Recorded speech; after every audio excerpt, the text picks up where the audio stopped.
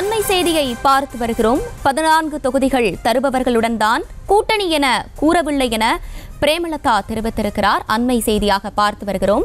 கூடுதல் விவரங்களோடு இணைகிறார் செய்தியாளர் அன்வர். அன்வர், வணக்கம். மேலும் விவரங்கள். வணக்கம். சென்னை கோயம்பேடு தேமுதிக தலைமை அலுவலகத்தில் தேமுதிக 24வது ஆண்டு கொடிநாளை முன்னிட்டு தேமுதிக பொதுச் செயலர் பிரேமலதா விஜயகாந்த் கொடி ஏற்றி வைத்துவிட்டு செய்தியாளர்களை சந்தித்து பேசினார். அப்பொழுது 14 நாடாளுமன்ற தொகுதி ஒதுக்குபவர்களுடைய கூட்டணி அமைக்கப்படும் என தெரிவிக்கப்பட்டதற்கு மறுப்பு தெரிவித்து நாங்கள் அது குறித்து எதுவும் தெரிவிக்கவில்லை. மாவட்ட செயலாளர்கள் தங்கள் விருப்பங்களை கடந்த ஆலோசனை கூட்டத்தில் தெரிவித்தார்கள். மேலும் அதிகாரப்பூர்வமாக நாங்கள் 14 தொகுதிகள் ஒதுக்குபவர்களுடைய கூட்டணி வைப்போம் என தெரிவிக்கவில்லை எனவும் மறுப்பு தெரிவித்துள்ளார். இது குறித்து அடுத்த கூட்டணி தொடர்பாக மற்றும் தொகுதி பங்கீடு தொடர்பாக அடுத்த கட்ட மாவட்ட செயலாளர்களுடன் ஆலோசனை கூட்டம் நடைபெறவுள்ளது.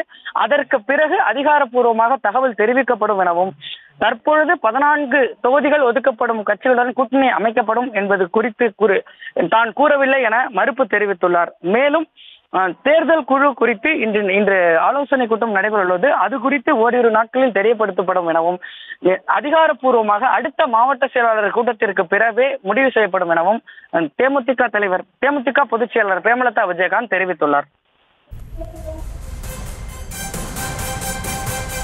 விவரங்களை வழங்கியமைக்கு நன்றி அன்பர். செய்திகளை உடனுக்குடனும் துல்லியமாகவும் தெரிந்து கொள்ள சப்ஸ்கிரைப் பண்ணுங்க.